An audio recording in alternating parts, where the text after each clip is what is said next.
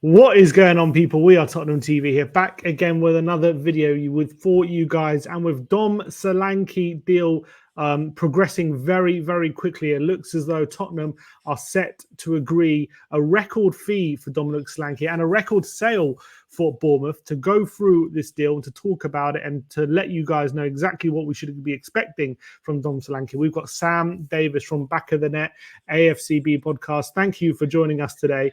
First of all, what were your initial thoughts, this morning when the news broke? There's been a lot of talk over the last 2 days that there has been a deal in the offing, but there was nothing really concrete about it being really advanced. But, the news broke, David Ornstein, this morning, that the two teams have agreed a fee for what would be a record sale for Bournemouth.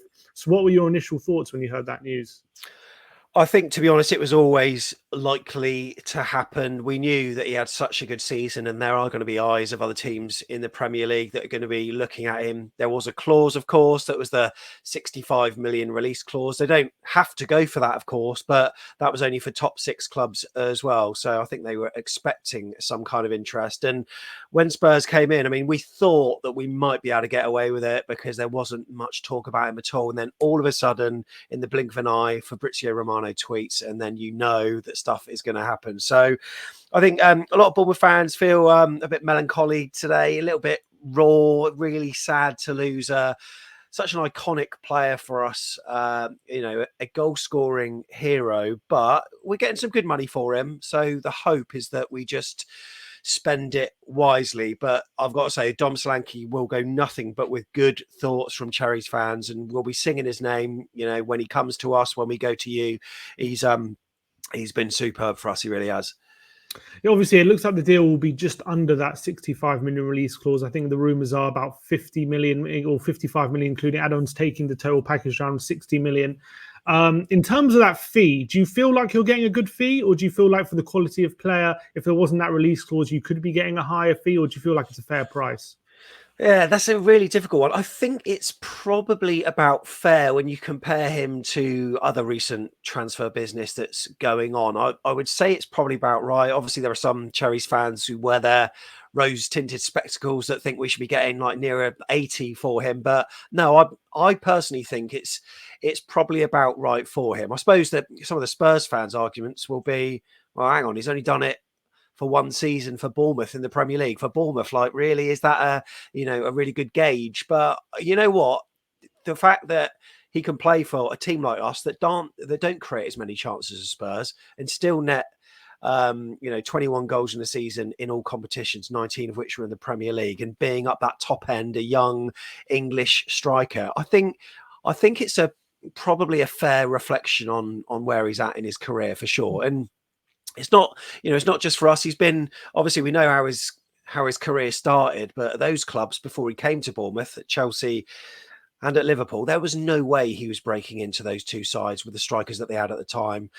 First Chelsea and then Liverpool. He had a great spell when he was on loan from Chelsea at Vitesse abroad, but then he came to us. We had high expectations, but he didn't really hit the ground running, we got to say. But relegation from the Premier League then really kick-started him for sure. And, he's taken that confidence. The first season back in the Premier League, it wasn't overwhelming, but we had Gary O'Neill's as manager that played a different style of football, who's been asked to do more. Under Iraola, I think it's more similar to Ange Ball. So therefore, I can just see a continuation of what he's done for us. So no, I think 57 or whatever it'll work out to be is probably about right. I even saw one Bournemouth fan on Twitter suggesting you've done great business, suggesting that, you've got Unal and Semenyo who can play up front, and you've got now 60 million, and maybe you don't even have to buy a striker. You can spend that money in other areas. So I wonder if how many other Bournemouth fans feel that way. But look, in terms of what you mentioned, the striker you signed that used to play for Chelsea and Liverpool didn't quite work out for him at those clubs. And as you say, didn't quite work out at the start of his Bournemouth career. What do you feel like has changed in him, having seen him go from a young striker, at the start of his Bournemouth career to now, in his mid-20s, getting into his prime and scoring regularly in the Premier League now? What would you say has changed in him in terms of his demeanour and maybe his confidence from that time, in terms of, is he a completely different player now to the one you signed?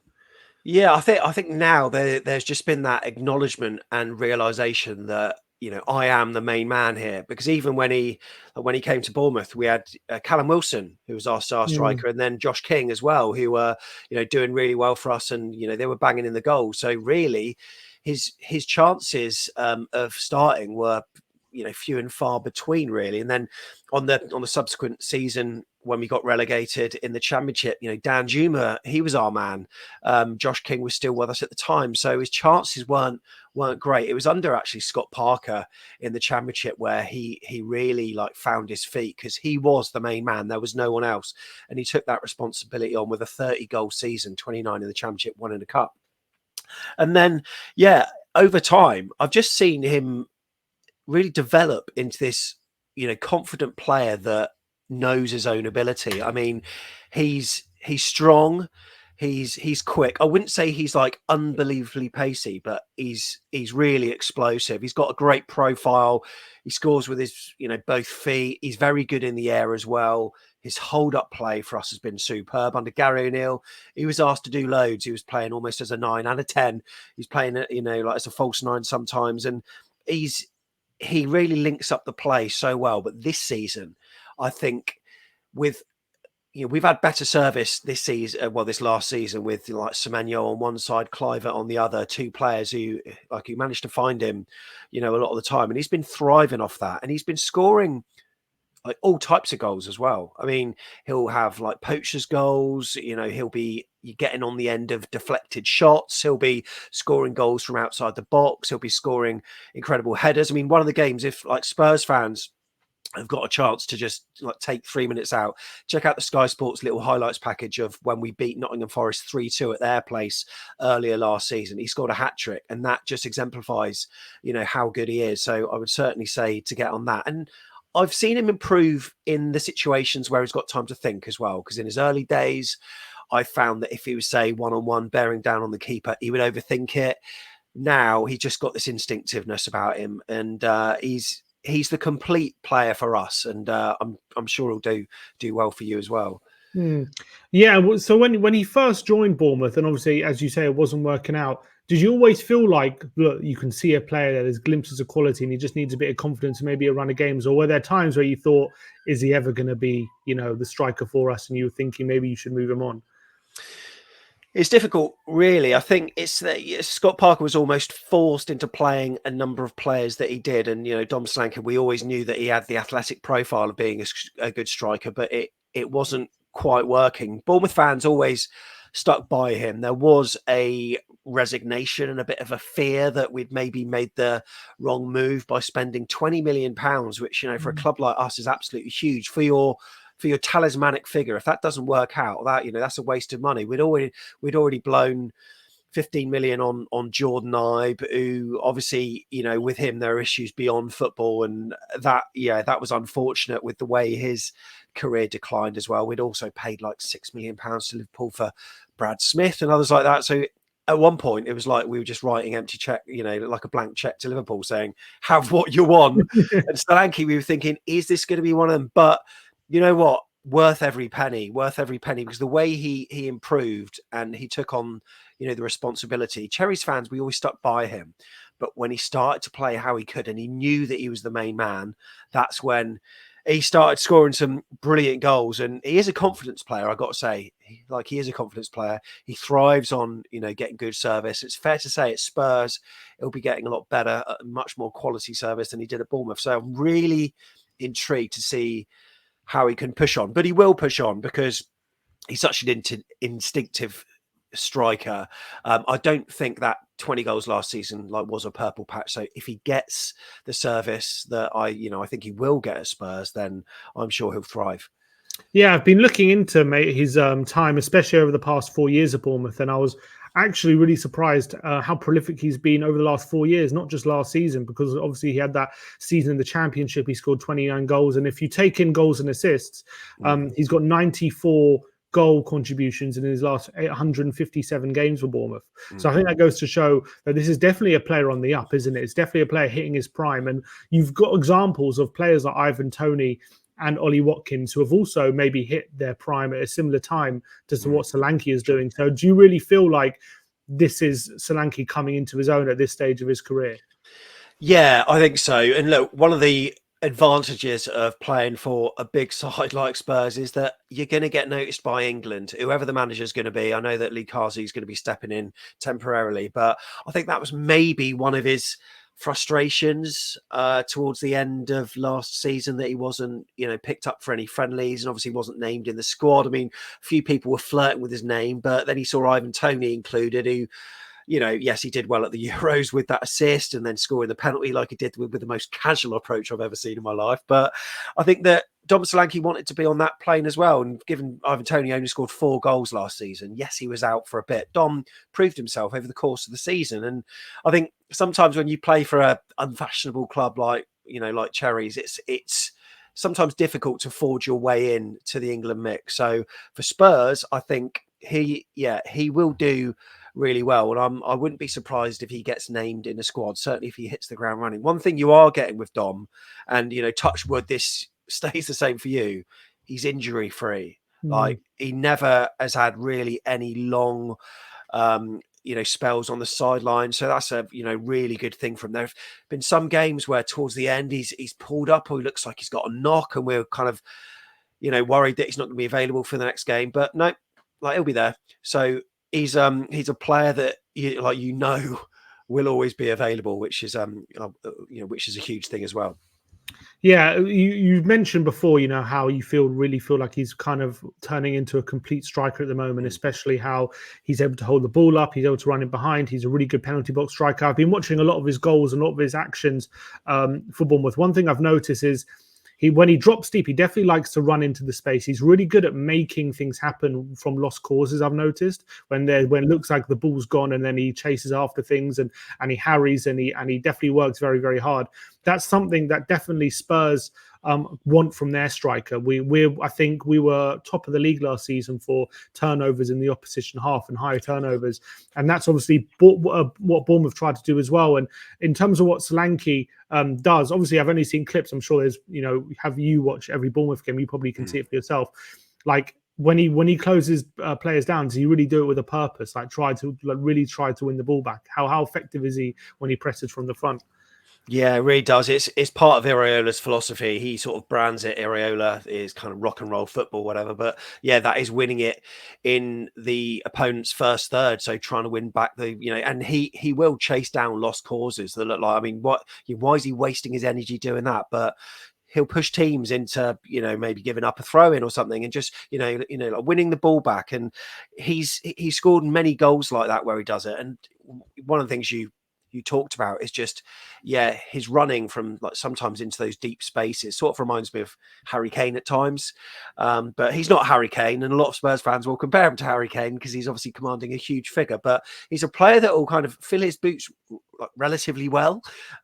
So yeah, he has got all those attributes, and like I say, because he's so quick and he's fit, I mean, all players should be fit, but he just seems to have that extra level sometimes. So he'll make sure he's also, if he's starting a move, chances are he'll be ending it as well. So you've got a really good player that I think will only grow at Spurs under Ange, and the way you play football with the better quality squad that you've got. And I'm sure he's going to be hungry to do more with this Spurs side as well. It's going to be agonizing to see him doing it for Spurs when we'd love him to be doing it in a red and black shirt. But no, I mean, all the best to him. He'll be good for you. One thing I've noticed with a lot of the goals he's scored is they've genuinely all been pretty much in and around the 6-yard box. They've all been in the penalty area. Obviously, I can see he's very good at kind of finishing awkward kind of looking chances, and chances where they're pretty much, I would say 80% I've been seeing are like first time finishes from like cutbacks or crosses into the box. But one thing I've noticed, he doesn't seem to score too many goals where you'll think, oh, how's he got that in, or wow, that's an incredible finish. They all seem to be kind of goals where from the position he's in, you expect him to kind of at least get a shot on target or finish him from. So would you say, like, from tight angles or from like really difficult positions, he's like an expert finisher from those things, or would you say he's more about just about getting those volume of chances inside the box and he'll gobble them up? Yeah, I think so. What you said at the end there, I think he will certainly, thrive on just getting lots of chances in the box. I mean, there are a few. I mean, I just remember at home against Manchester United last season where we drew 2-2. That was a really nice goal from outside of the box. He took the ball from there quite deep. He left the defender on his arse, and then he just put in a good finish. One thing, if there's a criticism, and he's not the perfect player. One thing that I noticed, even in our pre-season draw out in Los Angeles against Arsenal, he forced his own chances. And if Spurs fans watch the highlights package on this, sometimes he kind of flashes at the ball a little bit, whereas sometimes just a placed finish would have been a lot better. And his 3 shots that he had either went over the bar or straight down the keeper's throat. He didn't score in that game, and he probably should have had a couple. So I think his conversion rate probably isn't as good as it should be, but he does forge so many chances for himself that ultimately he probably will end up on the score sheet anyway. So yeah, I would say that for a striker, like for Bournemouth, what we needed, that kind of like poacher, like in and around the box, is absolutely what we were crying out for. And when he came into his own, we were loving it. But yeah, there's been a less of a kind of reliance on him. Like I say, Andoni Iraola, he sort of said, look, you're there to score the goals. So he didn't do what he did under Gary Neal and come like deep quite a lot. Therefore, the amount of goals that he did score from outside the box is probably, less than what it would have been maybe under O'Neill for a season. But I've got to say that he is versatile, and you will see all sorts of finishes. There might be some agonising misses as well, but if you carry on to get behind him, like I say, he is a confidence player, and he will score for you for sure. Do you think, even though he doesn't score, though, maybe those like wow goals, or, like, do you believe he's got that ability in him, albeit that's not the role he's asked? Like, if you've got like he's running down on the touchline, right hand side of the penalty area, he's got that ability just to find the corner in the far post, or is he just more, you get a cut back to him and he'll finish those kind of chances? But if you ask him to do like a tight finish, those aren't really his kind of finishes. I would say, yeah, you're probably right with what you said originally there. I mean, it's actually funny you say that, because there are no goals. I'm just trying to think of all the goals I've witnessed. I've probably seen every single one in the flesh over the last like 3 or 4 years, and I can't really remember like many like worldy finishes. There are a few sort of scissor kicks and overhead kicks. There was one at Nottingham Forest in another 3-2. It always seems to be 3-2 between us and them. We beat them 3-2 the season before that, and he scored in that as well, and that was a good, that was a great overhead kick. But as for worldies, I mean, put it this way, I don't think he's been on Match of the Day's Goal of the Month at all. So it's perhaps not the exquisite finishes, but it's just there, and he does finish. So it may not be as aesthetically pleasing as you'd probably want, but maybe at Spurs, when he will get more chances, where he hopefully will score more goals, he'll feel the license and the confidence to be able to do that. Yeah, and one thing I've noticed is when obviously Bournemouth are a team as well who do like to play out the back, but they're not scared to go direct to Solanke, are they? And he is a player who looks like he can make it stick. And I've seen a lot of clips of his hold-up play where he has a couple of players around him, but he's able to keep the ball, retain the ball, and start an attack, or even retain an attack. One thing I've noticed is, though, that I haven't seen many clips of any decent passing range or able to spray the ball. Or I've seen a few times he's able to play a decent through ball for players running in behind. But what would you say about his all-round game in terms of his hold-up play and his ability to maybe bring other players into play?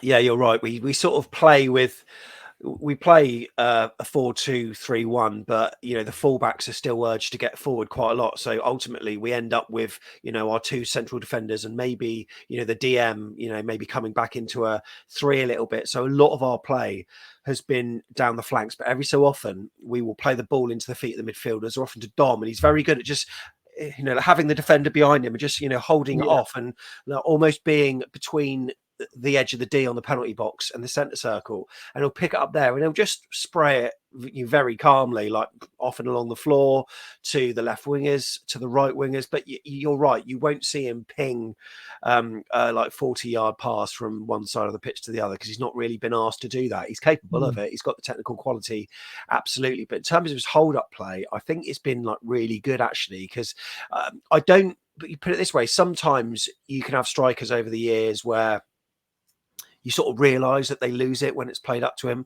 Not with Dom. We've always been sure that if a midfielder or defender's playing into his feet, we're usually going to be retaining possession of the ball. And I think his stats align to that as well. So no, you're getting a player, and like, you know, I've seen a lot of Spurs obviously on the TV, on Sky, on, you know, BT or TNT, etc.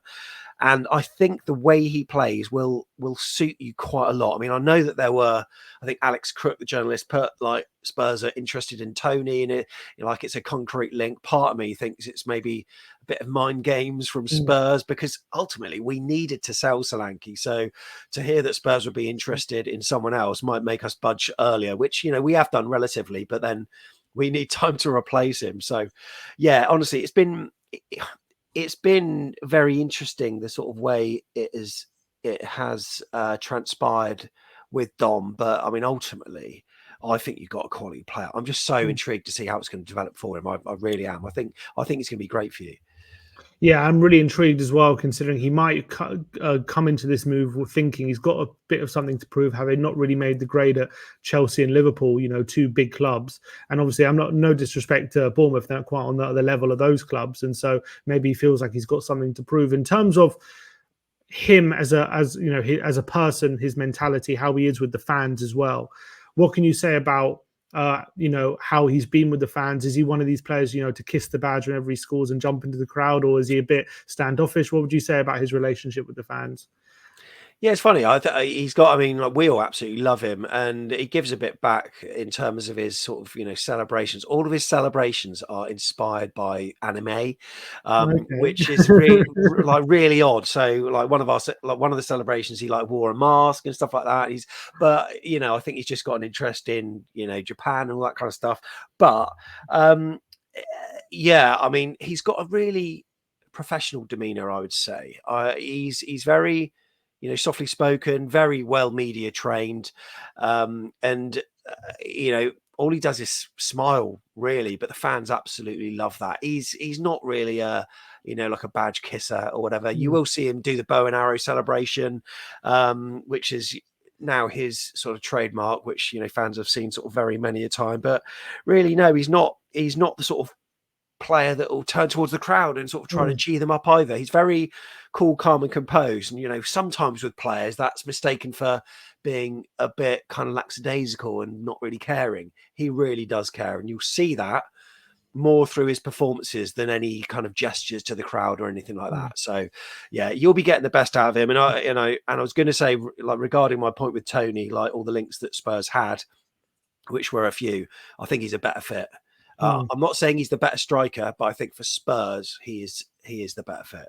And do you have a kind of mean streak about him at all? Does he pick up a lot of yellows or fouls or ever? Do you ever have a loss of head moment, or is he usually kind of level headed, as you're saying? Yeah, like really level headed. Like, yeah. So, and that, you know, to his credit, really. I mean, I can't really remember the last time he got a yellow, but yeah, you know, really level headed, and there's just, you know, just a really nice bloke. Yeah, absolutely sound. All right. Well, look, I'm really looking forward to this signing. I think a lot of, hopefully, listening to what you're saying, a lot of fans who may be on the fence about this will start to get a bit more excited about the level of striker we're getting. I, for one, I'm looking at the form he's in, the profile of striker, the character of what you're saying, and I think it's all very positive. And I think he's going to look at this as a chance to really go into the next step in his career in terms of, you know, playing European football regularly, hopefully getting into England squad. And I think that's a big opportunity for him. So I'm not surprised, you know, it looks like he's, you know, jumping at the chance to sign for Tottenham given the opportunity. But in terms of any like final words for Dom Solanke and like what you think he'll achieve at Tottenham, do you think he'll become a, you know, 20 plus goal a season striker here at Spurs? Yeah, I think he will. I think he'll thrive on the challenges that Ange Postecoglou sets down for him. I'm sure he'll have his own targets. He'll do better with the better service that he's adds. And, you know, if I could just do a final word to represent, I'm sure 99.999% of Bournemouth fans, we absolutely all love the guy, and he's been superb for us. And we, you know, we're holding him in the same regard as like players like your sort of Nathan Ake's, who is brilliant for us. A lot of Cherries fans say that he was like one of our best ever player. People like, you know, Callum Wilson as well. And look, Spurs fans, I can appreciate that. you know, you're paying a lot of money to Bournemouth, little old Bournemouth, you know, and it's going to be natural that people kind of turn their nose up a bit about it, just like Man City fans did with Ake, and he's proven to be one of their best defenders for quite a while. So I'm sure Dom Solanke will do well as well. But all Bournemouth fans, yeah, you know, give him the best wishes. It hurts, but it's understandable. We're a club the size we are. It's going to happen, and it's happened again. Well, I appreciate your time as always, Sam. Thank you very much for giving your time talking about Dom Solanke. I'm sorry that we're the club to poach him from you, but look, I wish you all the best for the season going ahead. I'm sure under Iraola, you are going to have a positive season, and I'm sure that you will use the money well. I've been very impressed with Iraola ever since he's come to the club. I was actually quite excited about him when he first joined Bournemouth, and I think apart from a bit of a rocky start, he's really been phenomenal, hasn't he? And I'm excited to see what Bournemouth have got to offer this season, and can they kick on from last season. But look, if you want to see more of Sam and some more Bournemouth content, go check out Back of the Net at the AFCB podcast. Appreciate your time, mate. And we'll see you very, very soon. Like, subscribe and comment. And as always, come on, you Spurs.